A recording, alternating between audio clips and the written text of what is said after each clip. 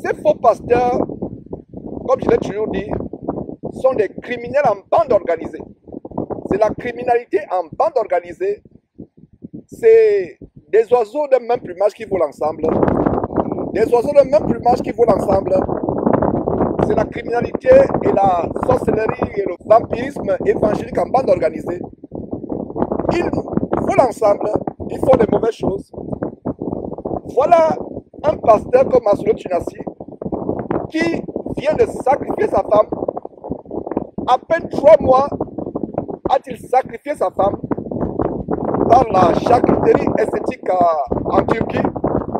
Donc voilà qu'il voudrait se remarier. Il voudrait se remarier.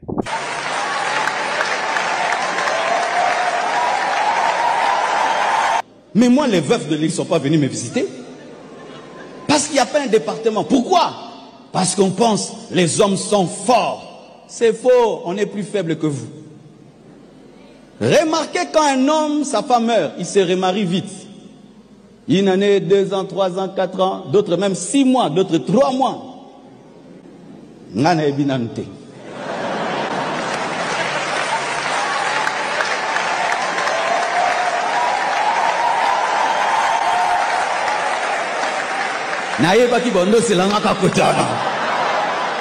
Je vous connais. Mais c'est que vrai, je n'ai pas reçu le don de célibat de Paul. Je l'ai demandé, mais ça fuit. Je n'ai pas reçu le don de célibat de Paul. Je l'ai demandé, mais ça fuit. Je n'ai pas reçu le don de célibat de Paul. Je l'ai demandé, mais ça fuit.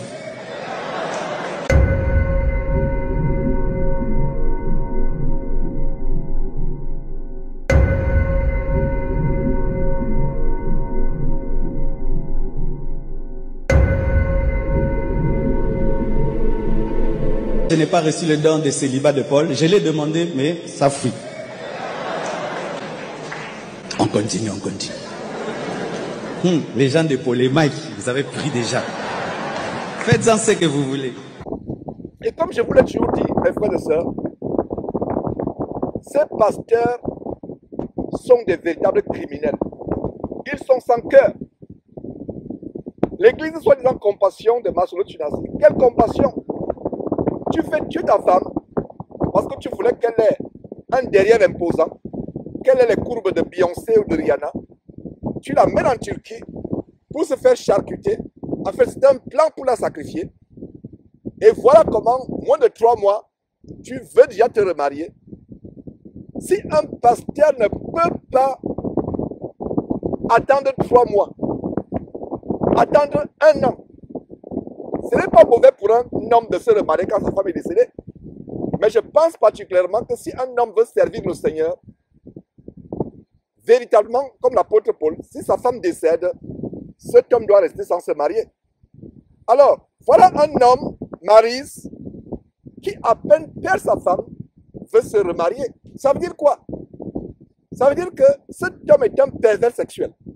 Cet homme est un débauché sexuel. Il y a d'ailleurs quelqu'un qui m'a écrit, qui me dit, Georges, il y a un journaliste qui a des vidéos qui montrent des preuves des adultères, des infidélités de Maslow Tchinassi avec des femmes du vivant de son épouse qui est décédée. Et il y a les rumeurs qui circulent, les bruits qui circulent comme quoi il a même déjà choisi une femme, une influenceuse voluptueuse, mondaine, frivole, une soi-disant influenceuse influencée par Satan, qu'il a déjà choisi et que il devrait se marier bientôt. Donc, nous avons publié une vidéo il y a quelques jours, 2 jours, allez sur la vidéo, comment, de manière ingénieuse, de manière subtile, il annonce à ses ouailles qu'il veut se remarier. Il annonce à ses ouailles qu'il veut se remarier. Qu'est-ce qu'il y a derrière? C'est la manipulation. Et les gens, et les moutons bêlent. Les moutons sont dans la salle, ils bêlent, ils poussent des cris, des you-you, des joies.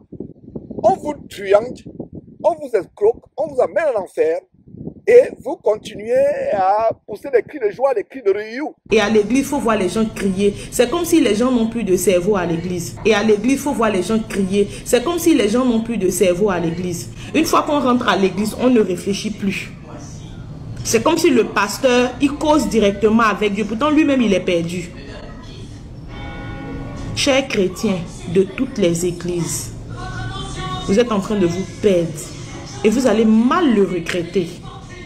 Parce que vous êtes en train de faire les suiveurs sans réfléchir. C'est comme des moutons qu'on envoie pour aller à l'abattoir. Vous ne réfléchissez plus dans les églises. Je comprends pourquoi quand vous venez sous les postes des gens, là, vous commencez à insulter parce qu'on vous apprend dans vos églises comment détester les gens. Quelqu'un qui a perdu sa femme, ça fait même pas encore 2 mois. Il est en train de dire, il n'a pas fait vœu de célibat. Et vous l'encouragez dans ça.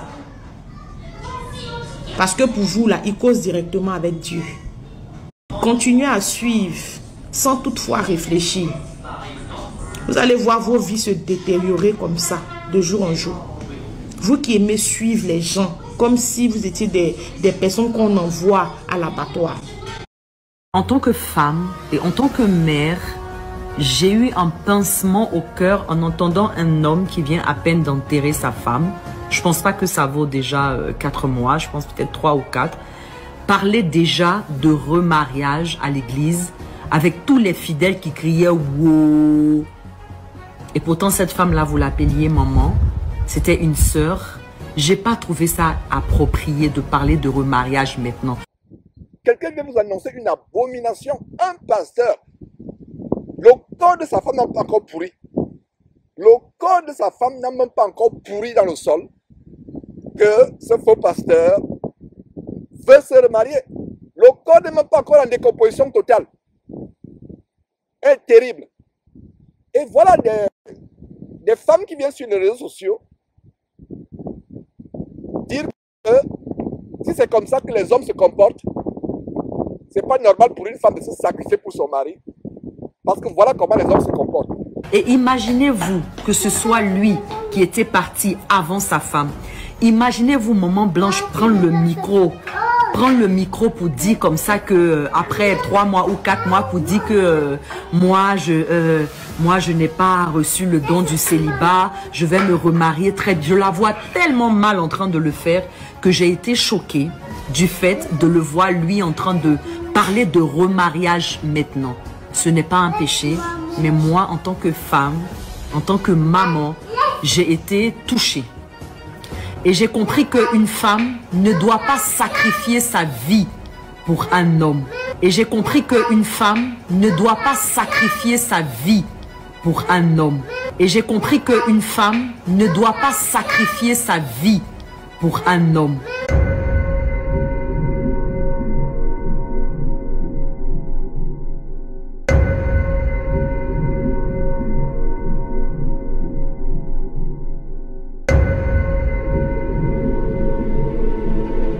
Et j'ai compris qu'une femme ne doit pas sacrifier sa vie pour un homme. Ça m'a consolidé dans le fait qu'une femme ne doit pas sacrifier son existence, ne doit pas sacrifier sa vie. Et sacrifie ta vie à un homme. Il ne va même pas porter un vêtement noir pendant 1 an pour dire que non, je fais le veuvage, je laisse le temps à mes enfants. Non. En même pas 6 mois, ma chérie, ta remplaçante, elle était déjà là au fait. Ta remplaçante, elle était déjà dans l'ombre. Maintenant que ton corps est froid, elle va venir s'asseoir. Donc, ça nous enseigne. Femme, ça nous enseigne. Ok, vivons pour notre foyer, vivons pour nos enfants, vivons pour nos époux, mais n'oublions pas notre propre destinée. N'oublions pas notre propre parcours. Parce que quand on va t'enterrer, ton mari va te remplacer en même pas 6 mois. Et c'est pas un péché. Et c'est comme ça, la vie, elle continue. Donc quand vous vivez pour les gens, sachez que quand vous allez partir là, ils ne vont pas vivre pour vous. Et c'est pas ce qu'il y a à faire au fait. C'est normal qu'il va se remarier. Mais sitôt, le dire comme ça, moi, ça m'a choqué. Maslow devient désormais un instrument par lequel le nom de Dieu est blasphémé parmi les païens. Voilà donc comment ces femmes se radicalisent dans le féminisme, se radicalisent dans les soumissions, dans la désobéissance, dans la rébellion contre les hommes, à cause des faux pasteurs et pasteurs vampires comme Maslow Tunasi. J'espère que j'ai bien répondu à la question. J'espère que j'ai bien répondu à la question. Voilà.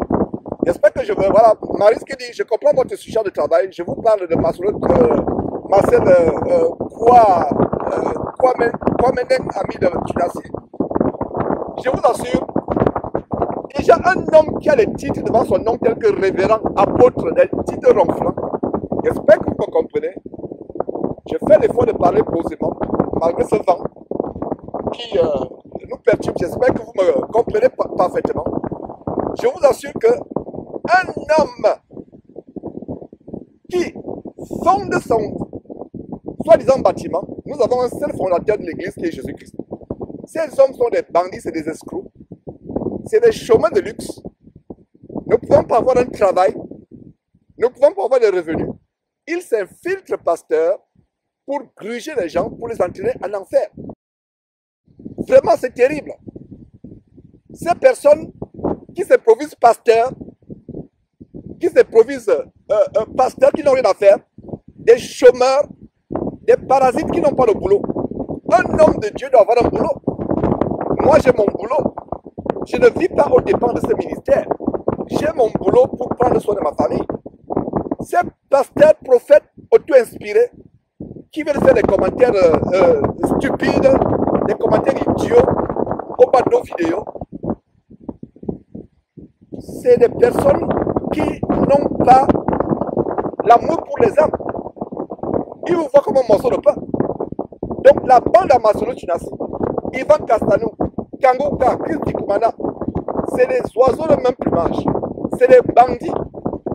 Ces gens sont dans des réseaux d'homosexualité. Ils sont dans des réseaux de consommation de chair humaine. Ils sont dans des réseaux de viol d'enfants pour des raisons mystiques. Je le dis et je le dis et je vais les exposer. Vous qui les suivez, faites attention. Faites attention. Et Marie dit, je comprends votre sujet de travail. Voilà, je lis ma Bible et ma fille la lisait, mais il y a sans doute un esprit de... Voilà, tu as compris. Marie, il y a un esprit de séduction derrière tous ceux qui suivent ces bandits. Un faux pasteur qui veut amener sa femme à devenir une poupée gonflable, l'amène en Turquie pour qu'elle ait un derrière qui ressemble au mont Kilimanjaro, pour qu'elle ait les poitrines de Beyoncé. On lui casse les deux côtes, les côtes qui sont en bas, on casse les côtes pour qu'elle soit formée, moulée comme Rihanna ou qui ont Beyoncé ou comme Kardashian. Donc un faux pasteur qui fait tuer sa femme en Turquie suite à une opération de chirurgie esthétique, pour ne pas dire charcuterie esthétique, qui veut que sa femme devienne une poupée gonflable japonaise, ou alors que sa femme devienne Kardashian. Sa femme meurt, vous continuez à suivre un tel homme, c'est que votre cerveau a été mangé. Ça veut dire que votre cerveau est rempli d'excréments de cochon. Il n'y a même plus rien à faire pour vous. Fuyez ces hommes. Fuyez ces bandits. Fuyez ces bandits. Marie, on n'a pas besoin de se lancer sur ces hommes. Les Marcel Kwameneng, ils poussent chaque jour comme des champignons. Chaque jour, il y a des dizaines de nouveaux prophètes sur Facebook. Chaque jour, il y a des dizaines de nouveaux prophètes. Des chômeurs de luxe qui ne travaillent pas, vivent aux dépens de leurs ouailles. Le pasteur de ma fille a fait son église sur une boîte de nuit. Mais ce n'est même pas une église. Alice, tu lis ta Bible. Cette émission a commencé avec une conversation avec toi, Marise. Qu'est-ce qu'une église?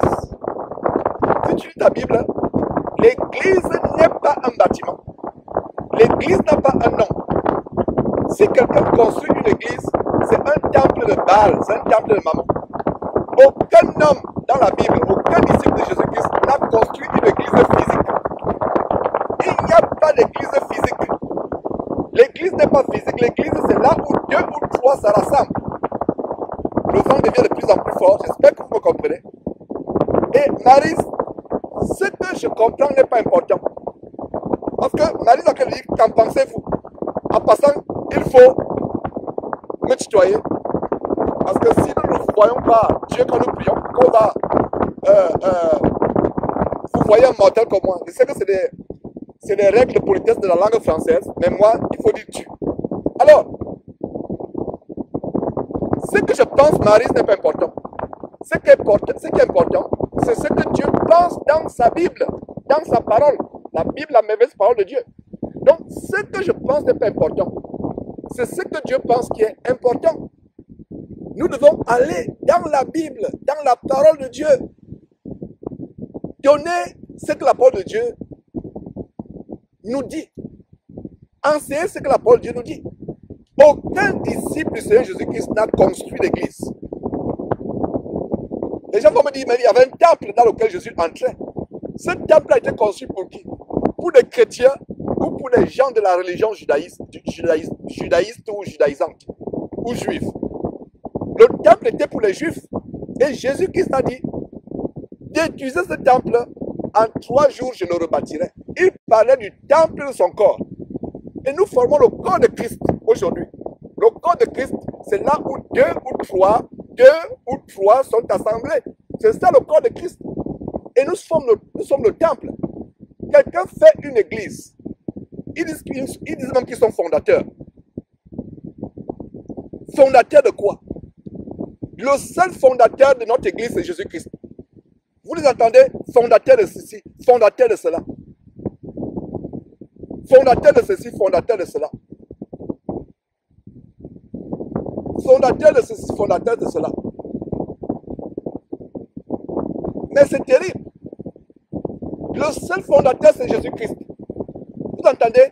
Fondateur. Fondateur. Quel fondateur? La fondation de notre église, c'est Jésus-Christ.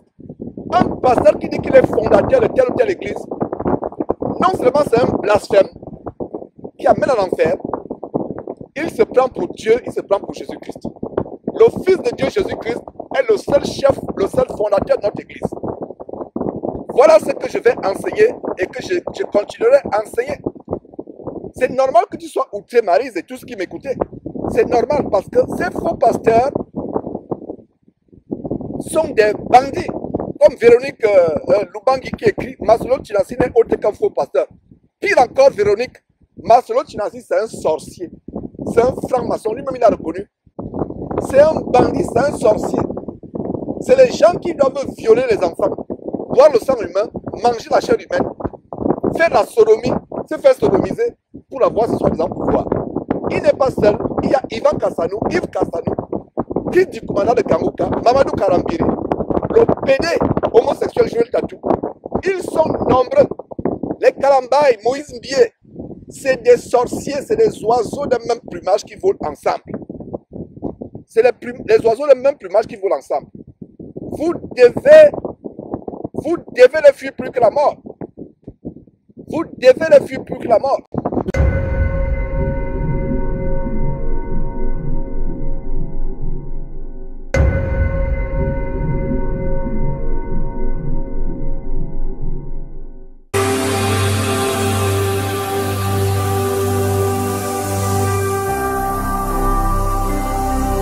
Jésus-Christ TV, vous connaîtrez la vérité et la vérité